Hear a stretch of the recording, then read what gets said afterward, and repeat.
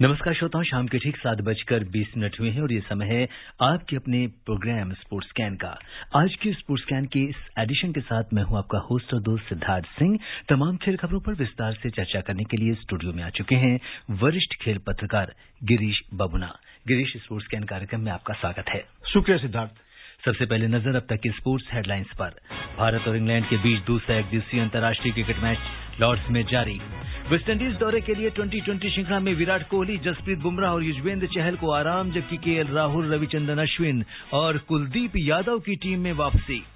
ISSF निशानेबाजी विश्व cup में भारत पदक तालिका में शीर्ष पर और पीवी सिंधु, साइना नेहवाल और HS Prannoy Singapore open badminton tournament के सिंगल्स के क्वार्टर फाइनल में पहुंचे।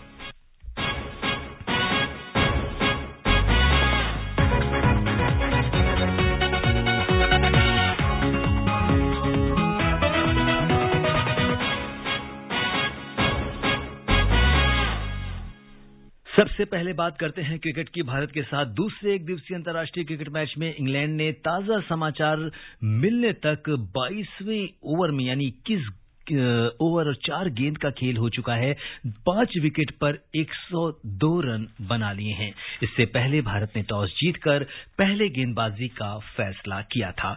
और अगर हम बात करें इंग्लैंड की पारी की, तो जेसन रॉय ने 23 रन बनाए, जॉनी बेयरस्टो ने 38 रन की पारी खेली, जो रूट ने 11 रन बनाए और बेन स्टोक्स जो हैं वो 21 रन बनाए हैं उन्होंने, और जोस बटलर जो है 4 रन बनाकर आउट हो गए हैं और लियम लिविंगस्टन जो हैं वो 3 रन बनाकर क्रीज पर मौजूद हैं। उनका साथ दे रहे हैं मोइन अली, जिन्होंने अभी तक खाता नहीं खोला है। और अगर गेंदबाजी की बात करें तो आज युजवेंद्र चहल जो है उन्होंने बहुत ही शानदार गेंदबाजी करी है। 3 विकेट लिए हैं, 5.37 की इकोनॉमी रही है उनकी। इसके अलावा मोहम्मद शमी ने आज 1 विकेट लिया है और 7 ओवर किए हैं। जसप्रीत बुमराह ने 4 ओवर में 1 मेडन भी फेंका है, हालांकि अभी उन्हें कोई विकेट नहीं मिला है।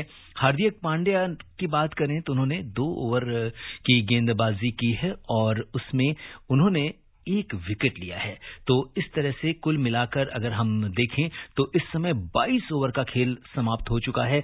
5 विकेट पर 103 रन का स्कोर है इंग्लैंड का। सबसे पहले अगर हम अपनी चर्चा की शुरुआत करें और बात करते हैं इसके ऊपर गिरीश की, किस तरीके से आप देख रहे हैं इस पारी को, और जबकि भारत जो है वो पूरी तरह से मोटिवेटेड है और पिछले मैच में क्या हुआ हम सभी ने देखा, और आज का मैच का रुख आप किस तरीके से देख पा रहे हैं? खैर, पिछला जो मुकाबला था वो ओवल था, लंदन में ही था, लेकिन सिर्फ ये वेन्यू बदला है, लेकिन जो शहर है वो भी लंदन ही है। लॉर्ड्स में हो रहा है होम ऑफ क्रिकेट में मुकाबला जी। तो टॉस रोहित शर्मा ने जब जीता तो सीधा उनका निर्णय था कि वो चेस करेंगे जी। छोटा ग्राउंड है लॉर्ड्स का जी, और धूप खिली हुई थी और पिच पे थोड़ा मॉइस्चर भी था, तो उनको लग रहा था कि बेहतर होगा कि सबसे पहले जो है मेजबान टीम को न्योता दिया जाए बल्लेबाजी का। और पिछला जो उनका रहा है जो 105-106 रन पर ऑल आउट हो गई टीम, तो आज भी ऐसा माना जा रहा था कि कम से कम जो उनके फैब 5 जो बल्लेबाज हैं इंग्लैंड के, वो करीब वर्ल्ड कप के बाद पहली बार इस श्रृंखला में एक साथ खेल रहे थे जी। आप अगर ये देखें कि इस सीरीज में जो इंग्लैंड की टीम है वो कमजोर इसलिए नजर आई कि भारतीय गेंदबाजों ने T20 के आप पहले 2 मैचेस देखें, वहां पर 10-10 विकेट चटकाए जी, और पिछला जो मैच है उसमें भी 10 विकेट चटकाए, और अभी भी जो मैच चल रहा है वहां पर हम शीर्ष पे इसलिए कि हमने 5 विकेट जो है अभी 23वें ओवर में ले लिया है जी। तो इसका मतलब ये हुआ कि हमारे गेंदबाज हावी होते हुए दिख रहे हैं एक बार फिर से। बिल्कुल, हमारे गेंदबाज एक बार फिर से हावी होते हुए दिख रहे हैं। और अगर आज भारत ये मैच जीतता है तो ये तीनों फॉर्मेट्स को मिलाकर टीम इंडिया की इंग्लैंड के खिलाफ 100वीं जीत हो जाएगी। 1933 से 2022 तक भारत और इंग्लैंड के बीच तीनों फॉर्मेट्स टेस्ट, ओडीआई और T20 को मिलाकर 257 मैच खेले गए हैं। टीम को 99 मुकाबलों में जीत तो वहीं 103 मैचों में हार मिली है।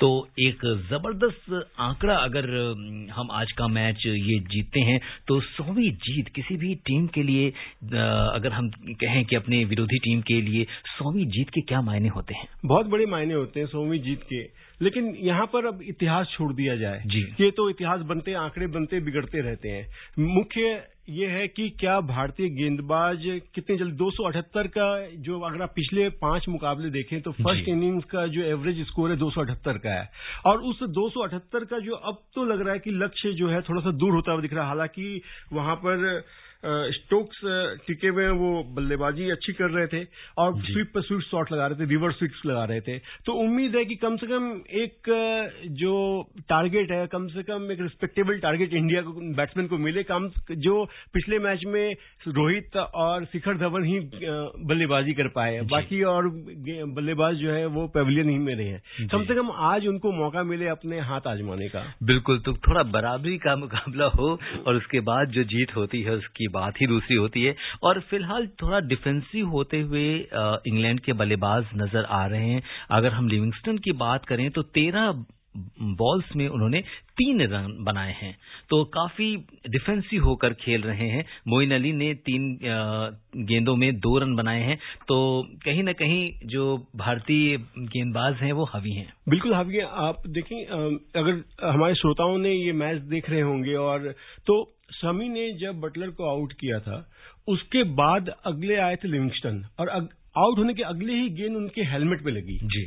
तो इसका कम से कम एक मनोवैज्ञानिक दबाव तो रहता है कि आपको पहली ही गेंद आपके हेलमेट में लग जाए और चिकित्सक आ जाए ग्राउंड पे, तो लय रुकता होने जाए। आप पहले 8 ओवर देखें जहां पर उन्होंने करीब 45 रन बनाए, कोई विकेट नहीं। शमी और बुमराह ने बहुत अच्छी गेंदबाजी की, लेकिन उसका फायदा उठा गए जसप्रीत बुमराह। उन्होंने एक छक्का मारने वाली गेंद पर जेसन रॉय को आउट किया। मतलब वहां से गेम परिवर्तित होता गया। फिर चहल आए, चहल ने जैसे ही बॉलिंग चेंज किया रोहित ने, वहां पर वो विकेट लेते गए। शुरुआत अच्छी रही, लेकिन एक थोड़ा स्टेबल शुरुआत की, लेकिन इसके बाद फिर कुछ खास बाकी के बल्लेबाज नहीं कर पाए। और जैसा कि आपने कहा कि हमारे श्रोताओं को बहुत ये जानकर खुशी होगी कि भारत थोड़ी मजबूत, अभी फिलहाल मजबूत स्थिति में लग रहा है। और इस समय शाम का समय होता है और लोग ऑफिस से घर जा रहे होते हैं, तो दिन भर के अपडेट्स उनको जब रेडियो पर FM पे मिलते हैं तो कहीं ना कहीं उनकी भी ये होती है कि यार क्या बात है। अगर हम अपडेट बताएं तो 23 ओवर हो चुके हैं, 5 विकेट पर 105 रन बना लिए हैं इंग्लैंड ने। आप ये देखें सिद्धार्थ कि आपके गेंदबाज, आप अब उन पर भरोसा जताते हैं। कप्तान टॉस जीतता है, कहता है कि आइए गेंदबाजी कीजिए। इसका मतलब है आपके पास जो बॉलिंग लाइनअप है वो अभी अव्वल दर्जे की है। और आप देखें जसप्रीत बुमराह वो ODI रैंकिंग में एकमात्र ऐसे भारतीय गेंदबाज है जो टॉप 10 में है जी। तो आपको ये दर्शाता है कि जसप्रीत बुमराह अभी कितने घातक गेंदबाज है। ऐसा नहीं कि मोहम्मद शामी घातक नहीं है, लाइन लेंथ उनकी देखें आप, वो बल्लेबाजों को परेशान कर रहे हैं, ऑफ स्टंप के बाहर रख रहे हैं, उस कॉरिडोर में रख रहे हैं। और प्रसिद्ध कृष्णा, यहाँ पर जितने भी आपके तेज गेंदबाज हैं, उसके अलावा चहल है आपके पास, हार्दिक पांड्या ऑलराउंडर है, तो आपके पास विकल्प बहुत अच्छे हैं। बाहर एक से एक आपके पास गेंदबाज बैठे हुए हैं, शार्दुल ठाकुर बैठे हुए हैं, मौका नहीं मिल रहा। तो इसका मतलब है कि आपके पास जो एक गेंदबाजों की जो पौध है वो बहुत अच्छी है। बिल्कुल। और अभी जो ताजा अपडेट्स ये आ रहे हैं कि लियाम लिविंगस्टन ने 17 गेंदों में 10 रन बना लिए हैं और मोइन अली 3 गेंदों में 2 रन बनाकर क्रीज पर हैं। और जो इंग्लैंड का स्कोर है वो 23 ओवर और 2 गेंद के खेल के बाद 5 विकेट पर 113 रन है। तो ये तो बात थी क्रिकेट की, जो दूसरा ODI चल रहा है। BCCI ने वेस्टइंडीज दौरे के लिए भारतीय टीम का ऐलान कर दिया है। 2020 सीरीज से विराट कोहली, जसप्रीत बुमराह और युजवेंद्र चहल को आराम दिया गया है, जबकि KL राहुल, रविचंद्रन अश्विन और कुलदीप यादव की टीम में वापसी हुई है। भारतीय टीम 22 जुलाई से 7 अगस्त के बीच 5 T20 और 3 एक दिवसीय श्रृंखला खेलेगी। भारतीय टीम मैनचेस्टर में 17 जुलाई को इंग्लैंड से तीसरा और आखिरी एक दिवसीय मैच खेलने के लिए वेस्टइंडीज के लिए रवाना हो सकती है। अगर हम ODI सीरीज की बात करें तो इसका पहला मुकाबला 22 जुलाई को पोर्ट ऑफ स्पेन में खेला जाएगा। 6 और 7 अगस्त को 2 2020 मुकाबले अमेरिका के फ्लोरिडा में खेले जाएंगे। दोनों टीम 29 जुलाई से 5 2020 मैचों की श्रृंखला खेलेंगी। भारतीय बोर्ड कुछ दिन पहले इस दौरे के लिए जो एक दिवसीय टीम थी उसने ऐलान किया था। टीम की कमान शिखर धवन को सौंपी गई थी। तो अब जो वेस्टइंडीज दौरे के लिए भारतीय टीम का ऐलान किया है, किस तरीके से आप देखते हैं कि विराट कोहली, जसप्रीत बुमराह और युजवेंद्र चहल, इनको आराम दिया गया है? हाँ, इनको आराम दिया गया है। काफी क्रिकेट खेलना है इनको आगे भी, और विश्व कप को ध्यान में रखते हुए जो ऑस्ट्रेलिया में होने वाला T20 वर्ल्ड कप, उसके मद्देनजर कुछ खिलाड़ियों को रेस्ट और रोटेशन पॉलिसी भी अपनाई है बीसीसीआई ने। खैर आज काफी कयास लगाए जा रहे थे कि क्या विराट कोहली को ड्रॉप किया गया है या उनको आराम दिया गया है। लेकिन अगर मैं ये कहूं कि क्योंकि टीम सिलेक्शन, जब चेतन शर्मा जब चेयरमैन ऑफ सिलेक्टर्स हैं बीसीसीआई के, और जब बीसीसीआई ने प्रेस विज्ञप्ति जारी की तो उसमें ऐसा कोई भी उन्होंने साफ नहीं किया। तो आप ये समझिए कि जसप्रीत बुमराह भी, वो अगर कोहली को ड्रॉप किया जाता तो इसका मतलब है कि जसप्रीत बुमराह भी ड्रॉप हुए क्या? वो पिछले मैच में ही 6 विकेट लिए थे। इसका मतलब ये साफ साफ दर्शाता है कि बुमराह हो, चाहे चहल हो, चाहे विराट कोहली हो, इन तीनों को जो है आराम दिया गया। वैसे भी विराट कोहली और जसप्रीत बुमराह ओडीआई की टीम में नहीं, सिर्फ बुमराह ही एक है जो वहां पर T20 के लिए रुकते, तो उनको भी वापस बुलाया गया। उसके अलावा हमारे पास और गेंदबाज है, आर अश्विन को लिया गया है, अक्षर पटेल है उसमें, स्पिन गेंदबाजी का क्रम बताएंगे, कुलदीप यादव को बुलाया गया। कुलदीप यादव और केएल राहुल, ये दो ऐसे प्लेयर है इनकी फिटनेस अगर वो पास होते हैं तभी वो टीम का हिस्सा बन पाएंगे। लेकिन आप देखिए इसमें अवेश खान है, गेंदबाजी का जो क्रम अपनाएंगे, T20 की मैं बात कर रहा हूं, उसमें अर्शदीप सिंह है और सूर्य कुमार यादव, रविंद्र जडेजा, भुवनेश्वर कुमार, हार्दिक पांड्या, ये सब तमाम खिलाड़ी हैं। तो टीम अच्छी है और कम से कम मुझे लगता है कि एक जो अभी स्कूटनी काफी जो विराट के ऊपर हो रही है जी, और जैसा कहा जा रहा था कि क्या विराट आज वाला जो मैच है वो खेलेंगे या नहीं खेलेंगे, वो बीसीसीआई ने पहले ही ट्वीट करके बता दिया कि वो विराट नेट पर प्रैक्टिस कर रहे हैं। इसका मतलब था कि वो दूसरा मैच खेलेंगे, दूसरा एक दिवसीय मैच जो फिलहाल चल रहा है उसमें खेल रहे हैं जी। तो निगल थी और थोड़ा सा उनको भी आराम मिलेगा, एक पड़ाव मिलेगा और ये शोर शराबे से दूर रहेंगे और वापसी एक हम समझ सकते हैं कि T20 में फिर भी अभी वो जो वर्ल्ड कप के लिए वो एक संभावित खिलाड़ी तो अभी भी है वो जी बिल्कुल। और ये जो कार्यक्रम रहेगा T20 मैचेस का, पहला मैच 29 जुलाई को, दूसरा 1 अगस्त को, तीसरा 2 अगस्त को, चौथा मैच 6 अगस्त को और 5 और अंतिम मैच 7 अगस्त यानी रविवार को खेला जाएगा।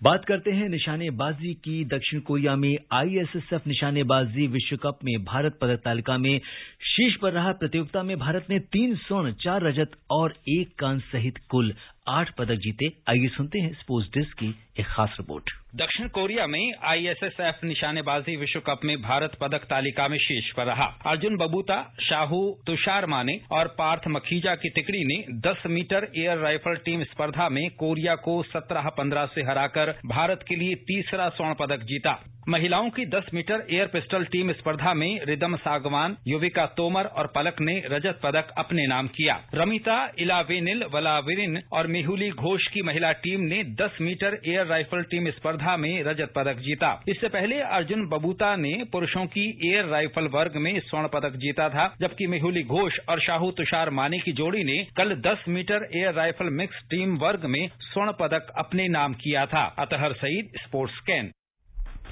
जी हाँ, अगर हम देखें तो जो भारत की स्थिति है वो जो 5वां दिन था, आज शुरुआत बहुत अच्छी रही, 1 गोल्ड और 3 सिल्वर मेडल्स के साथ। तो अब जबकि पदक तालिका में भारत शीर्ष स्थान पर रहा, किस तरीके से आप भारत के प्रदर्शन को देखते हैं?